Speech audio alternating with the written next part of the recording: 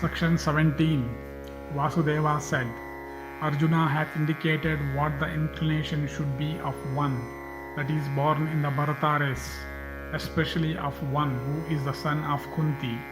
We know not when death will overtake us, in the night or in the day, nor have we ever heard that immortality hath been achieved by desisting from fight. This therefore is the duty of men, viz. To attack all enemies in accordance with the principles laid down in the ordinance. This always gives satisfaction to the heart, aided by good policy, if not frustrated by destiny. An undertaking becomes crowned with success if both parties, aided by such means, encounter each other. One must obtain ascendency over the other, for both cannot win or lose. A battle, however, if directed by bad policy, which again is destitute of the well-known arts, ends in defeat or destruction. If again both parties are equally circumstanced, the result becomes doubtful. Both, however, cannot win.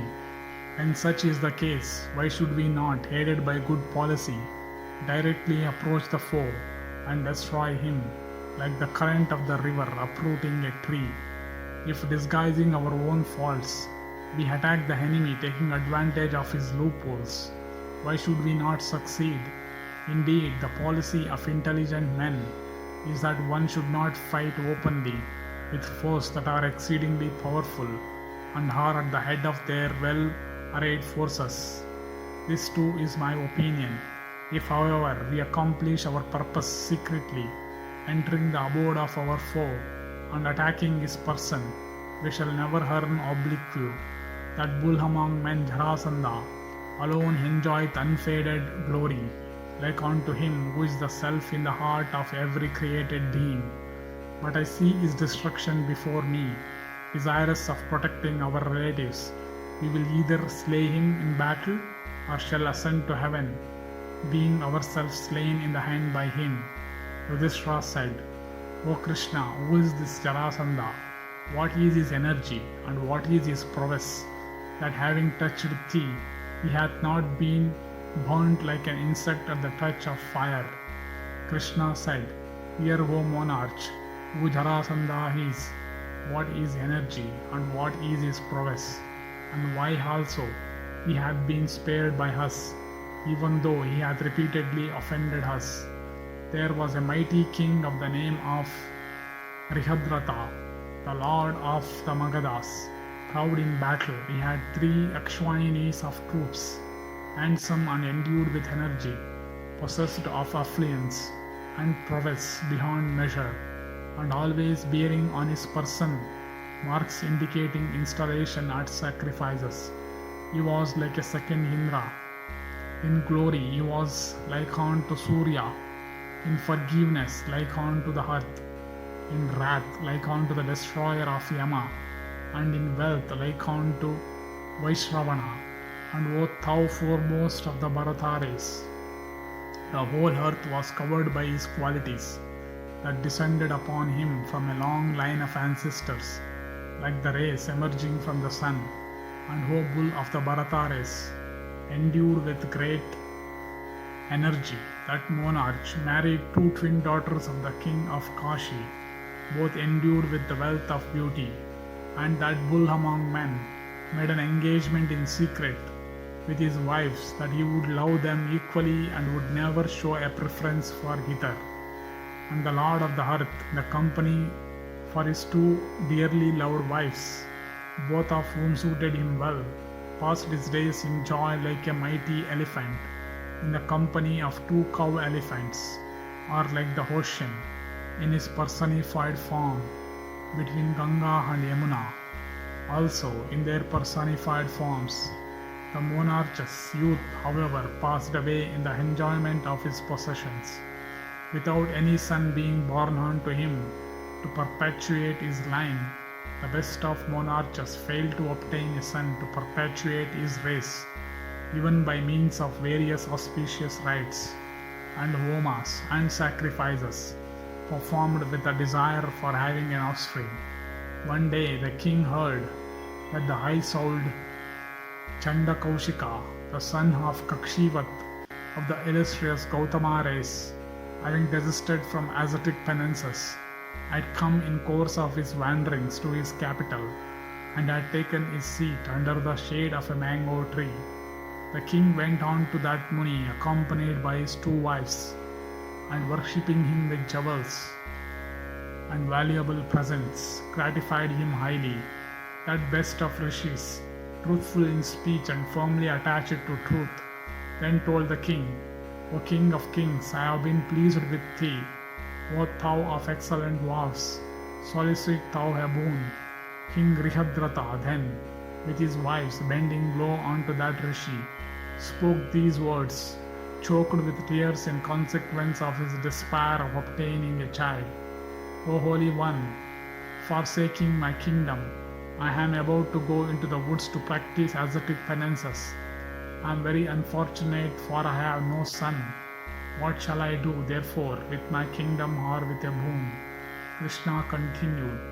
Hearing these words of the king, the Muni, controlling his outer senses, entered into meditation, sitting in the shade of that very mango tree where he was, and there fell upon the lap of the seated Muni a mango that was juicy and untouched by the beak of a parrot or any other bird. That best of Munis, taking up the fruit and mentally pronouncing certain mantras over it, gave it on to the king as the means of his obtaining an incomparable offspring. And the great Muni, possessed also of extraordinary wisdom, addressing the monarch, said, Return, O king, thy wish is fulfilled. Desist, O king, from going into the woods. Hearing these words of the Muni, and worshipping his feet, the monarch, possessed of great wisdom, returned to his own abode, and recollecting his former promise unto them, the king gave, O bull of Bharata race, unto his 2 wives that one fruit. His beautiful queens, dividing that single fruit into 2 parts, ate it up. In consequence of the certainty of the realization of the Muni's words and his truthfulness, both of them conceived as an effect of their having eaten that fruit. And the king, beholding them in that state, became filled with great joy. Then, O wise monarch, some time after, when the time came, each of the queens brought forth a fragmentary body, and each fragment had 1 eye, 1 arm, 1 leg, half a stomach, half a face, and half an anus. Beholding the fragmentary bodies, both the mothers trembled much.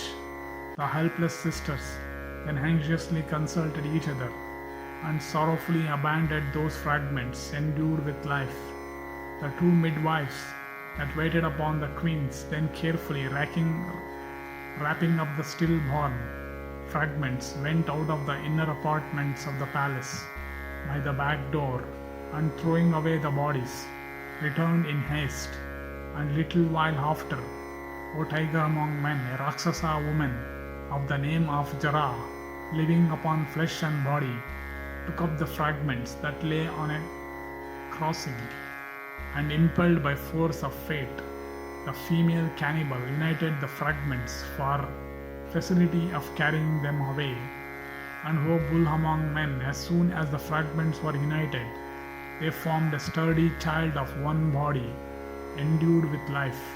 Then, O king, the female cannibal, with eyes expanded in wonder, found herself unable to carry away that child, having a body as hard and strong as the thunderbolt.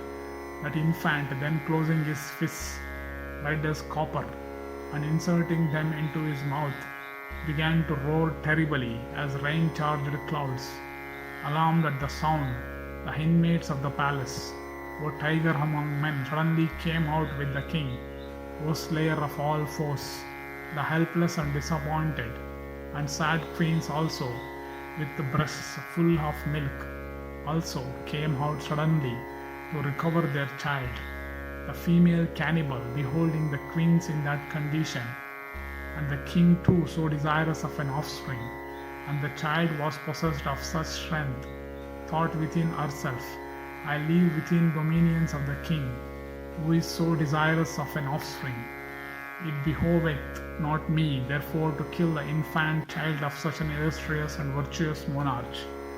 The Rakshasa woman then, holding the child in her arms, like the clouds enveloping the sun, and assuming a human form, told the king these words: O Rihadrata, this is thy child, given to thee by me. O take it. It hath been born of both thy wives by virtue of the command of the great Brahmana. Cast away by the midwives, it hath been protected by me. Krishna continued, O thou foremost of the Bharata race, the handsome daughters of the king of Kashi, having obtained the child, soon drenched it with their lacteal streams. The king, ascertaining everything, was filled with joy, and addressing that female cannibal, disguised as a human being, possessing the complexion of gold, asked her, O thou of the complexion of the filament of the lotus, who art thou that givest me this child? O auspicious one, thou seemest to me as a goddess roaming at thy pleasure. Thus ends the 17th section in the Rajasuyarambha Parva of the Sabha Parva.